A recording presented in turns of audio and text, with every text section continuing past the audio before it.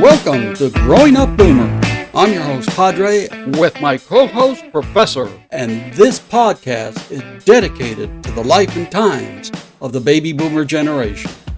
The show is loosely scripted, and sometimes we'll go down rabbit holes, and where it leads us to, one will never know. This podcast can be informative, funny, and sometimes irreverent. But most of all, we hope you find it entertaining. Hi, I'm your host, Padre, and welcome to Growing Up Boomer. And I've got some good news for you. I heard from the professor, and he will be joining us soon, later on this month.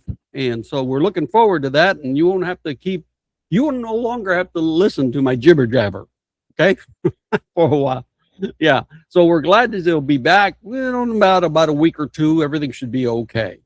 All righty, now, let's talk about today's podcast, which are lessons we learned, outdated lessons that we learned as baby boomers. Now, you Gen Zers, when you hear this, you will think that, hey, you know what? We were growing up in some alien planet. You cannot believe some of the stuff that we had to go through and some of the stuff that we had to learn. It was pretty amazing. Now, we do have an earlier podcast, and it doesn't focus so much on this, but it's called Baby Boomers and the Crazy School Days. It goes way, way, way back, one of our first podcasts, but you'll listen to about some of the crazy stuff that we used to listen to a long, long time ago and things like that. But yeah, so this is going to be very briefly, we'll go over that. And so a few facts about schools, and let's just say 1965 compared to 2025. For instance, in 1965, there was approximately about 36 million students who was enrolled in elementary or secondary public schools. In 2025, 49.3 million. High school graduates rates hovered about 70% in 1965. In 2025, it's 87%. All right. Now get this, per student, public school spending was nationally, of course, $393. Okay, now adjusted to today's inflation, that's a little over $4,000. In 2025, we spend $17,277 per student. Whoa! Oh, and sometimes you have to question, are we getting our money's worth? Okay. College enrollment surpassed about 5 million students by the end of the decade of the 60s. In 2025 alone, enrollment in colleges are 19.1 million. So as you can see, higher education's really, really got a boost there. And before we go on about some of the stuff that we learned that's irrelevant, you have to realize what the environment that baby boomers grew up in. Okay, now don't forget, the people that are teaching us and our parents, a lot of them fought in World War II and in the Korean War. So everything was very structured. For instance, we said the Pledge of Allegiance every day with our hand over our heart. Okay, every single day we had to vow our allegiance to America, and then then afterwards, and I can't remember what school I was in, but we also had to sing "My Country 'Tis of Thee." Do you remember that one? My country 'tis of thee, sweet land of liberty. Of thee I sing. If you remember that, that was and so we'd have to sing that after the Pledge of Allegiance. And that went on for decades. And of course, that might have been because of the Red Scare and the Cold War. And I mean, it was kind of like our civic duty. That was a lens we had to look through, okay, on that. And then the bell schedule. We had a very rigid bell schedule. Now, you'd be out in the playground, and the first bell meant you got 5 minutes to get to your class. That's it. You had 5 minutes to get to your class. Now, when you talk about that, and sometimes, and again, I can't remember if it was Griffith, I think it was Griffin Elementary School or Huntington Drive Elementary School. But in some cases, before the bell rang, they would play the national anthem, and you'd have to stop what you were doing and face the flag. Then the bell would ring. Then you had 5 minutes to get to class. Yeah. I mean, this is the environment we were growing up when these rigid bells were probably made for factory workers. I mean, it was like factory-like precision.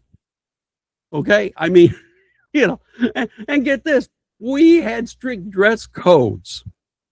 All the girls had to wear dresses or skirts, and the boys had to wear dress shirts and dress pants. No tennis shoes, all dress shoes. Okay? And I remember in high school, they had this big thing. And it was Casual Friday. This is my senior year. They had Casual Friday, or not Casual Friday. It was T-shirt Friday. And you got to wear a T-shirt, except there was one caveat, is that it had a pocket so you could put your pins in. Okay, so you're still walking around with a pocket protector because the pins leaked all the time. Okay, and in some cases, some schools actually required a tie. All righty, and this was not a religious school; these were public schools. Okay, I mean, oh my goodness, it was tough. And get this, silence was golden. You could not talk in class without getting in trouble. Get this, you had to raise your hand every time you wanted to ask the teacher a question. There was no way, no how that you could talk in class. There was no freely discussion of ideas. You couldn't question the teacher. The teacher was always right.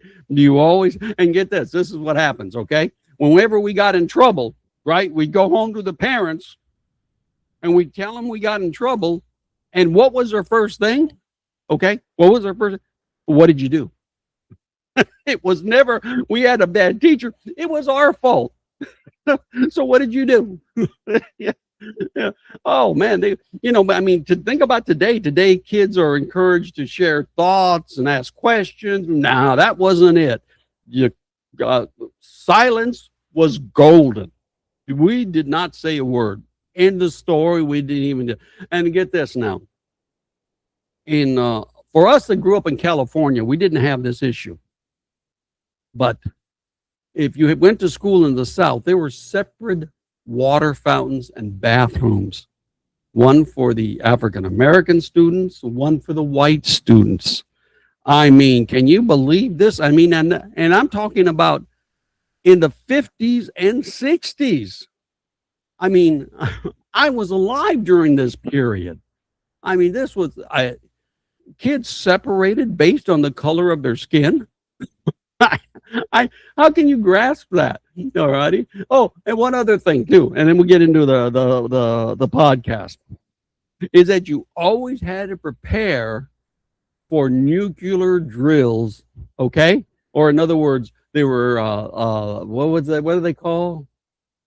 Oh my goodness, duck and cover drills. Okay, in other words, they were routine. The teacher would say, duck, and you'd have to go under your desk, hands over your head. There was a certain way that you had to do it, duck and cover, and then you would they would teach the kids. And I'm going like, who thought this up? I mean, this will really help us come nuclear fusion. Yeah, we're in LA. That's the first target. Okay, so. Oh yeah, we used to go through all of this stuff. So this is the environment that we used to go to. So you'll understand. When you hear some of this stuff, you'll understand why we just went with it. No questions asked. And cursive writing, number one, was a skill you had to perfect. Okay? Back in the day, right? Cursive, there were drills. You constantly, they had the line paper with the dots, and you had to perfectly cursor, right. I mean, it was unbelievable. I mean, fast forward today, I mean, people hardly even write anything. I mean, they're texting, they're typing. I mean, that's a communication. All righty. And get this. This was tough because I'm a lefty. Well, they felt that if you were left-handed, you could not properly cursive write. So they made you hang your hand on the side of your desk and write with your right hand. Okay, now if they caught you doing your left hand too many times, they would attach it to the desk. They would tie your hand to the desk, so you were forced to write with your right hand. And as of today, I do everything with my left except right because of that. Because of all the training they had, I write with my right. Everything else I do with my left. I golf left, I bat left, I throw left, everything. Okay. Other than right, I do it with my right hand because of the fact that that's the way I was trained. There was no getting around it. You were going to learn how to do your. Oh, and get this one. Okay. We had to learn how to use a slide rule for math. Okay. My major was electronics. Okay. It was, let me see here. It was electronic engineering. And we had oscilloscopes and we had all of this equipment. And the way you calculated things with a slide rule. Now, if you've ever seen it, you know, and if you were really something, you had a slide rule made of oak. This was before calculators, okay? And spreadsheets and software. I mean, this is how you did things. I remember, if you remember the movie Apollo 13, okay? And they have all these engineers and they're talking in there. And this guy comes to the desk and he throws his stuff on the desk. And he says, I need you to figure out how to produce air with this stuff, using this stuff. And the guys go, yeah. And then they go, and they're using the slide rule and they're going back and forth. My kids are going like, what is that? I said, oh, that's a slide rule. That's what we used to use when we're calculating out stuff. You know, oh yeah, you just slide it, you multiply, you divide, you do all of this stuff. You can do all your calculations. They were looking at me, there were horns growing out of my ears. Why, are you kidding me? How ancient is that? Yeah, but we all had to learn how to do it. And we had to, we had to learn how to do typing. We had to use a typewriter as well.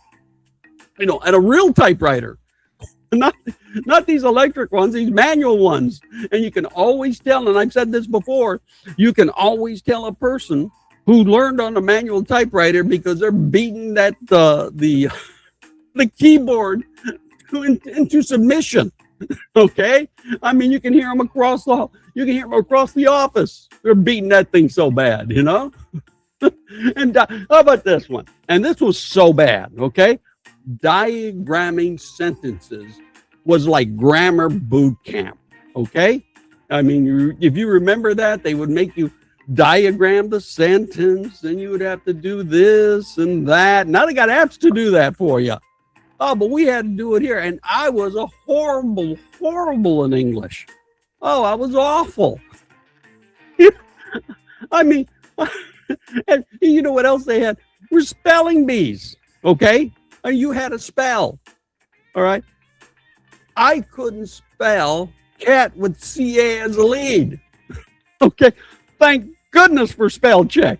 Oh man, I was so bad. All righty. And the other one was like, oh yeah, they had the spelling bees and stuff like that. I never entered those. Never. Oh, and home economics. Okay. I mean, they taught us obsolete skills. Okay. How to budget it, you know, how to include lessons with budgeting, you know, envelopes, cleaning tips. I mean, and a lot of it was made for young ladies, right? And what it ended up happening, because they didn't have shop class, from young ladies weren't allowed to go into shop classes. Okay, that was all for the boys. Girls had to do home ec. I mean, it was pretty bad. Okay, and balance a checkbook was vital in that. Even if you didn't go to home ec, they would make sure that you knew how to balance a checkbook. All righty, you know. Oh, and how many times have you had to memorize stuff? Okay, I remember. I had to remember memorizing the state capitals. Okay, that was a big deal. I don't know why, but we had to remember the state capitals. And for the life of me, I failed that every time. Once I got past the Rockies, oh, everything started, everything started to just meld, like I can't figure it out. Okay. I mean, he's getting to South Dakota, what's that? Like Prairie, South Dakota or something like that. Oh, it was just awful. But they would make you memorize stuff. I mean, memorization was was unbelievable. They made you do that. Oh, and how about when they send you to the library? Okay, you had to learn the Dewey Decimal System. There was no negotiation about that. I mean, let's be honest. Before Google, this was the first search engine. You had to remember how to do it because that's how you found out the library database, where you'd find your books, where you'd have to go and get some stuff. All right now, right? I don't think people under 40 or even 50 know what a decimal Dewey system, a Dewey Decimal System is. I have no idea. Oh God! And how about this? This is something that we don't even. We had to learn this. Reciting poetry by heart. Oh, it was an assignment. Oh, gee. Again, I was awful. Come English, oh, that was my worst subject. Electronics, math, draft, all of the other ones I did fantastic. Come English, ooh, that was a tough one. I mean, I still passed it very good. But yeah, and the problem with English is that when you turned in a paper, you had to have the mastery of penmanship. I mean, they would drill that into you in English class. Okay. I remember, speaking of that, I remember one time my son came home, right? He's got a history test, assignment, okay, that he's got to do. And I said, okay, let me look at it. This is when parents used to check their homework. Look at it. Misspelling. Paragraphs were terrible. Sentences were incomplete. Periods were in the wrong spot. And I said, redo it. He says, no, I didn't. I said, no, I don't have to. The teacher did. I said, look, you're going to turn this in, and it's awful. I'm tired of dealing with this. You turn it in, and you fail. Okay? He turns it in. He brings it back. A week later, he's smiling. He got a B. And when the teacher-parent conference, I asked him, I said, how can he pass this? The sentencing and everything, it's just awful. And he said, well, this is a history class, not an English class. And I gave up. I said, no wonder they can't formulate a sentence. Nobody cares. Oh, and I don't know if they still do this, but book reports in front of a class, you'd had to get up and do a book report. Oh my goodness, that that was unbelievable. And then what was the other one that we had to do as well? Countries on a map. See, memorization was everything back then. We had to remember everything. It would just kill me. But you can understand the environment that we were in. Everything was very structured because our parents and the teachers came from that type of environment, especially after World War II, the Korean War, the Red Scare. Everything was right down the line. Okay? Everything had to be. And the baby boomers, I think probably once we hit our teenage years later, especially right after high school, said, yeah, we had enough. we're changing things. But I want you to think about it, especially you Gen Zers, if you listen, okay? Think about everything that we baby boomers had to go through, and it's irrelevant today. It's kind of like watching the movie Peggy Sue Got Married. I think it's called, with Kathleen Turner, and she's in the math class, and she starts to walk out, and she tells the teacher, "Oh, I know my future, and math has no relevance in it." Because remember, she goes back in time, right?